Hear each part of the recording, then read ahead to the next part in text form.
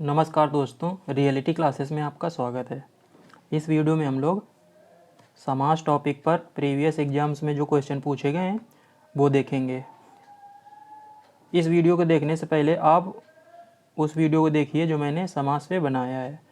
आप इसी चैनल की सामान्य हिंदी की प्ले लिस्ट में जाएंगे तो आपको समास पे वीडियो मिल जाएगा, उसको आप देखेंगे और उसके बाद ये क्वेश्चंस करेंगे तो आपको जो मैं बताऊंगा कि किस तरीके से छांटना है कि कौन सा शब्द दिया गया, इसमें कौन सा समास है, तो आसानी होगी। चलिए पहला क्वेश्चन देखते हैं।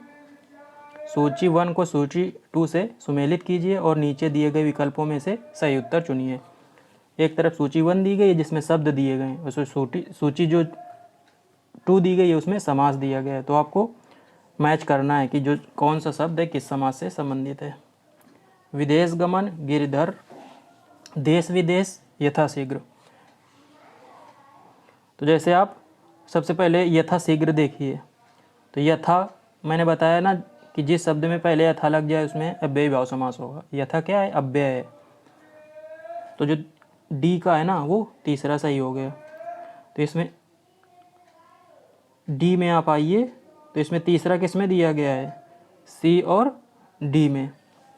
तो पहले और दूसरे जो ऑप्शन है ना वो आपके हट गए, तो एक अपने आप दूसरा हो जाएगा। विदेश गमन में ना तत्पुरुष समास है। अब बचे बी और सी। तो गिरधर, गिरिधर है ना, गिरि को धारण करने वाला, मतलब पर्वत को धारण करने वाला कौन है? भगवान कृष्ण। उन्होंने अपनी उंगली में पर्वत उठाया था ना, तो उनको गिरधर भी बोलते हैं। तो ये अव्ययी, इसका बहुब्रीहि समास का उदाहरण है जिसमें कोई पद प्रधान नहीं होता, कोई तीसरा पद प्रधान होता है। तो बी का हो गया पहला। तो देखो बी का पहला ये दिया गया किसमें? सी में। तो आपका जो सही आंसर है वो हो गया सी। तो जो सी है देश विदेश का अपने आप क्या हो जाएगा? द्वंद्व। देश और विदेश, इस तरह से इसका विग्रह हो जाएगा, द्वंद्व समास हो जाएगा। पहला क्वेश्चन हो गया। उम्मीद है आपको समझ में आ गया होगा। नहीं समझ में आया तो मैंने समास पे जो वीडियो बनाया उसकी पहले थ्योरी देखिए, उसके बाद यहाँ पे आइए, आप इसको देखेंगे तो समझ में आ जाएगा। अगला है बारहसिंगा। बहुत ही अच्छा क्वेश्चन है, कई बार ये रिपीट हुआ है। ये कानून को भर्ती परीक्षा 2015 में पूछा गया है। ऑप्शन है बहुब्रीहि समास, द्वंद्व समास, कर्मधारय समास और अव्ययी भाव समास। तो बारहसिंगा जो है ना, जिसके 12 सींग होते हैं उसको बारहसिंगा बोलते हैं। तो दिमाग में ऐसा आएगा कि ये इसमें तो संख्यावाचक है, तो द्विगु समास भी हो सकता है। द्विगु समास होता है ना, लेकिन यहाँ ऑप्शन में नहीं दिया। यदि ऑप्शन में द्विगु होता है ना तो बहुत सारे लोग उसको टिक करते। लेकिन बारहसिंगा ना एक पशु भी होता है, उसके लिए यूज किया गया, तो इसमें बहुब्रीहि समास होगा। इसलिए आपको याद रखना है, जब किसी का पर्टिकुलर नाम होगा तो उसमें बहुब्रीहि समास होगा। तो बहुब्रीहि समास में कोई पद प्रधान नहीं होता, कोई तीसरा पद प्रधान मतलब होता है। यहाँ द्वंद्व समास में कौन सा पद प्रधान होता है? तो ये आपको पता होना चाहिए कि मैंने बताया है कि आपको 4 तरह के समास मेनली होते हैं: अव्ययी भाव, तत्पुरुष, द्वंद्व और बहुब्रीहि। अव्ययी भाव समास में प्रथम पद प्रधान होता है, तत्पुरुष समास में द्वितीय पद या अंतिम पद प्रधान होता है, द्वंद्व समास में दोनों पद प्रधान होते हैं और बहुब्रीहि समास में कोई पद प्रधान नहीं होता है। तो जो बोल रहा है ना द्वंद्व समास में कौन सा पद प्रधान होता है, इसमें दोनों पद प्रधान होते हैं। तो इसका जो सही आंसर हो जाएगा सी। ये जूनियर असिस्टेंट परीक्षा 2020 में हुई थी, उसका है क्वेश्चन ये। आगे देखते हैं। मृग नयन में समास है, मृग नयन में पूछ रहा है समास है। तो मृग नयन का यदि अब समास विग्रह करेंगे तो आएगा मृग के सदृश या समान नयन, मतलब आँख। तो मृग बोलते हैं हिरण को। तो मृग के सदृश नयन अपने आप आपको दिमाग में क्लिक करेगा कि तत्पुरुष समास का उदाहरण। लेकिन तत्पुरुष का नहीं है, ये कर्मधारय का है। जब सदृश ऐसे वर्ड यूज करते हैं ना तो वो कर्मधारय का होता है। तत्पुरुष में ना जब कोई विभक्ति से अलग हो उसमें ना द्वितीय से लगा के सप्तमी तक इस तरह से तत्पुरुष होते हैं, द्वितीय, तत्पुरुष, तृतीय, चतुर्थी, इस तरह से। युद्ध में स्थिर रहने वाला उसको बोलते हैं युधिष्ठिर। अब इसमें कौन सा बोला, इस समास विग्रह पद किस समास का है ये, तो इसमें अलुक तत्पुरुष समास है, इसका बनेगा युधिष्ठिर।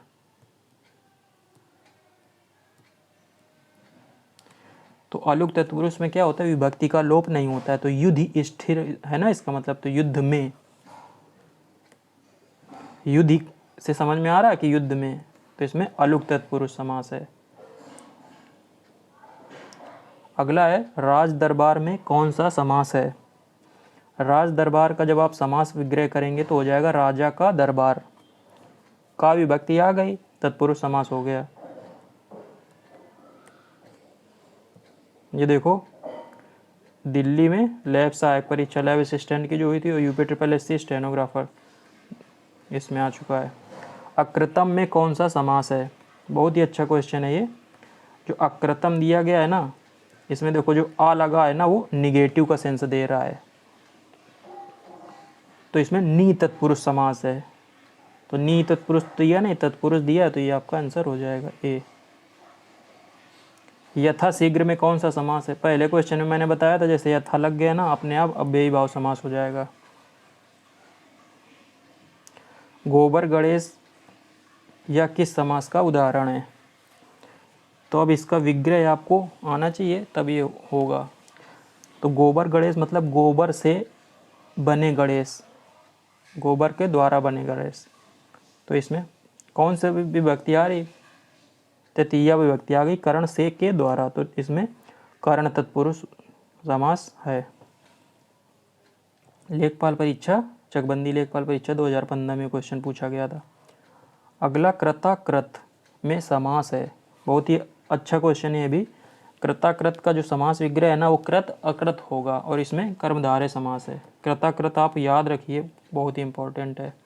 ये फॉरेस्ट गार्ड परीक्षा हुई थी जो यूपी SSC की 2018 में, उसमें पूछा गया था। धक्का मुक्की में कौन सा समास है, काफ़ी इजी है। धक्का मुक्की में द्वंद्व समास है, इसमें दोनों पद प्रदान होते हैं। इन युग्मों में से कौन सा सही नहीं है, जो मैं क्वेश्चन ये करा रहा हूँ इसमें आपको ये भी पता चलेगा कि इस तरह से भी क्वेश्चन आते हैं। अब इसमें देखो 4 दिए गए हैं शब्द और उनके आगे समास दिए गए हैं, बोल रहा है कि कौन सा मैच नहीं कर रहा। नीलोत्पलम, दशानन, राम लक्ष्मणऊ, दिवा रात्रि। तो नीलोत्पलम मतलब नीला है उत्पल जिसका, तो उसमें कर्मधारय समास, तो जो पहला है वो सही है। दशानन, दशानन रावण को बोलते हैं ना, इसमें बहुब्रीहि समास है, ये भी सही है। राम लक्ष्मणऊ, देखो ये लग गया ना राम लक्ष्मणऊ, जो औ की मात्रा लगी है, तो इसका जो समास विग्रह करेंगे ना, ये एक्चुअल में संस्कृत का शब्द है, तो हो जाएगा राम और लक्ष्मण। तो राम और लक्ष्मण ये कौन सा समास हुआ, ये हुआ द्वंद्व समास, लेकिन यहाँ पे दिया है अव्ययी भाव समास। तो बोल रहा है ना कौन सा सही नहीं है, तो इसका सी ऑप्शन सही हो जाएगा। दीवा रात्रि, दिन और रात्रि द्वंद्व समास, ये सही है। आपका सही नहीं है पूछ रहा है, एग्जाम में आपको पढ़ना भी है सही से क्या पूछ रहा है, जल्दी जल्दी में गलतियाँ हो जाती हैं। अगला क्वेश्चन है, निम्नलिखित में से किस शब्द में एक से अधिक प्रकार के समास पाए जाने की संभावना है। समास में लिमिटेड क्वेश्चन बनते हैं, अब उनको क्वेश्चन तो बनाने हैं, तो अब अलग अलग तरीके से क्वेश्चन बनाने लगे हैं। तो बोल रहा है कि जो ये 4 शब्द दिए गए इसमें किसमें एक से ज़्यादा समास हो सकते हैं। वेद पुराण, वेद और पुराण द्वंद्व समास। वचन अमृत, वचन रूपी अमृत, कौन सा हो गया, कर्मधारय समास। चंद्रशेखर, चंद्रमा जिनके शिखर में, बोलते हैं भगवान शिव को। चतुर्भुज, चंद्रशेखर ये भी कर्मधारक है। चतुर्भुज है ना, 4 है भुजाएं जिनकी, तो चतुर्भुज द्वंद्व समास, द्वंद्व नहीं द्विगु समास, संख्यावाचक है ना चतुर्भुज, तो ये द्विगु समास का भी उदाहरण हो सकता है। और चतुर्भुज 4 है भुजाओं जिनकी, अर्थात भगवान ब्रह्मा, तो इसमें बहुब्रीहि समास भी हो सकता है। तो बोल रहा है ना कि इस शब्द में एक से अधिक प्रकार के समास पाए जाने की संभावना है, तो ये डी ऑप्शन सही है, चतुर्भुज। निम्नलिखित समास विग्रह को अन्य किस नाम से संबोधित किया जाता है? अंशु है माला जिसकी। तो बोल रहा है अंशु है माला जिसकी, ये सूर्य है कि शनि है कि यम है कि गणेश है? तो जो अंशु है माला जिसको, इसका जो सामासिक शब्द बनेगा वो बनेगा अंशुमाली।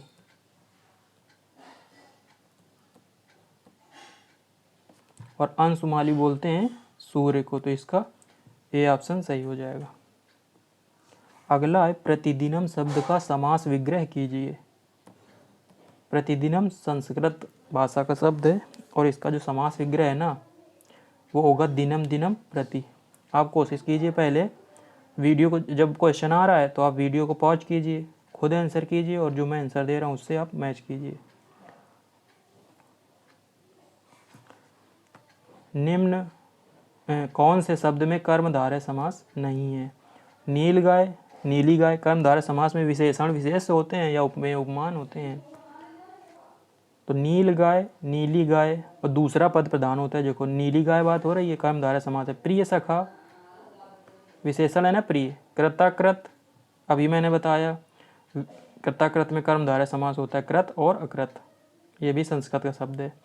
विद्याभ्यास जो है ना, इसका यदि आप समास विग्रह करेंगे तो विद्या का अभ्यास आएगा, तो ये तत्पुरुष समास है। तो बोल रहा है, तो इसी में बोल रहा है ना कर्मधारय समास नहीं है, तो इसका आंसर जो है ना वो डी से ही हो जाएगा।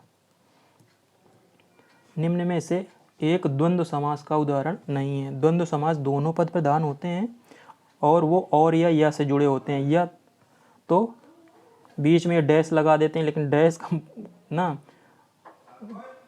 ये कभी कभी अव्ययी भाव समास में भी आ जाता है, दो शब्द से सेम दिए होंगे तो आगे आएगा तो मैं आपको बताऊंगा। तो बोल रहा है कि इसमें द्वंद्व समास का उदाहरण नहीं है। धन दौलत, कोकिल कंठी, लेन देन, मोटा ताजा। तो धन और दौलत, धन दौलत को क्या बोलोगे आप? धन और दौलत, लेन और देन, मोटा और ताजा। जो कोकिल कंठी है ना, मतलब जिसका कंठ कोयल के समान है, उसकी मीठी आवाज़ कोयल के समान है, तुलना की गई है, इसमें द्वंद्व समास नहीं है। अगला क्वेश्चन है 8 अध्याय हैं जिसमें यह किस समास का उदाहरण है? द्विगु, द्वंद्व, बहुब्रीहि, कर्मधारय। 8 हैं अध्याय जिसमें, तो इसका जो सामासिक शब्द बनेगा वो बनेगा अष्टाध्यायी।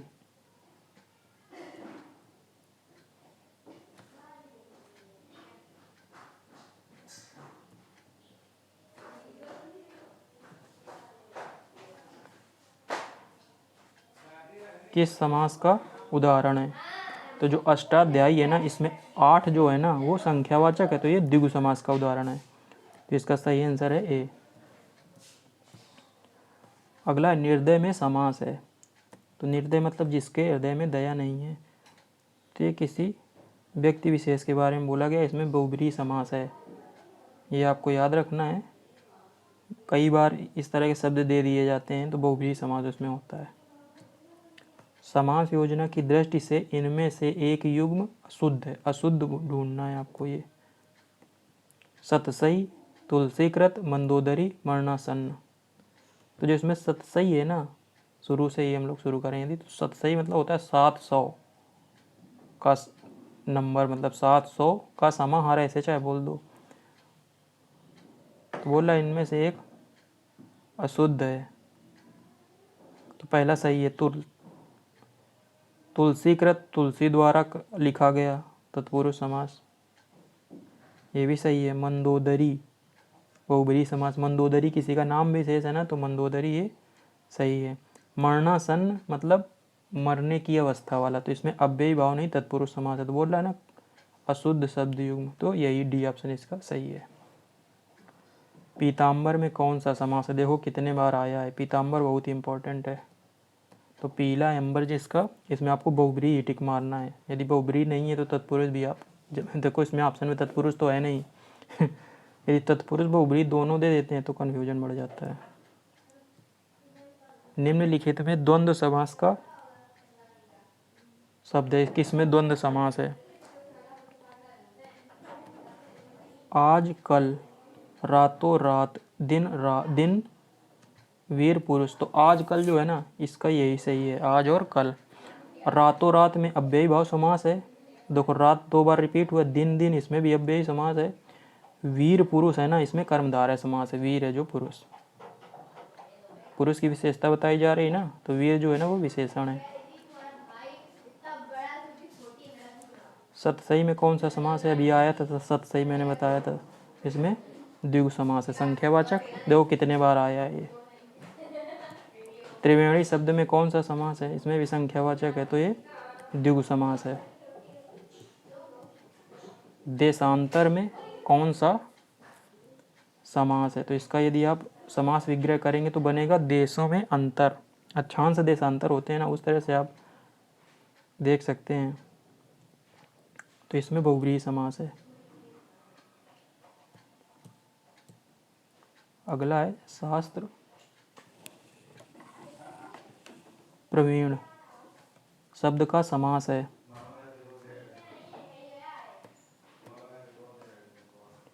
शास्त्र प्रवीण का यदि समास विग्रह आप करेंगे तो इसमें हो जाएगा शास्त्र में प्रवीण या शास्त्रों में प्रवीण, तो ये तत्पुरुष समास है और इसमें सप्तमी तत्पुरुष है। में आया ना, में पर जहाँ पे आते हैं ना उसमें सप्तमी तत्पुरुष होता है। अगला है किस शब्द में तत्पुरुष समास है, आपको बताना है। दौड़ धूप मधुमक्खी पीताम्बर त्रिभुवन, तो दौड़ धूप है ना, दौड़ और धूप, दौड़ या धूप आप कर सकते हो, तो इसमें द्वंद्व समास है। मधुमक्खी, मधु की मक्खी मतलब शहद की मक्खी, तो इसमें षष्ठी संबंध कारक है ना, षष्ठी तत्पुरुष है, इसका बी ऑप्शन सही है। पीताम्बर, पीताम्बर में बहुव्रीहि समास अभी बता चुका हूँ, त्रिभुवन में द्विगु समास है, तो इसका बी ऑप्शन सही होगा, मधुमक्खी। अगला, जिस समास में पूर्व पद गौड़ तथा उत्तर पद प्रधान हो में कौन सा समास होता है। पहला ये आपको नहीं भी आता है ना, ये बोल रहा है ना उत्तर पद प्रधान होता है, बस सीधा तत्पुरुष समास हो जाएगा। कहाँ है, डी नंबर। देशभक्ति, देखो कितने बार आया है, देशभक्ति मतलब देश के लिए भक्ति, तत्पुरुष समास है।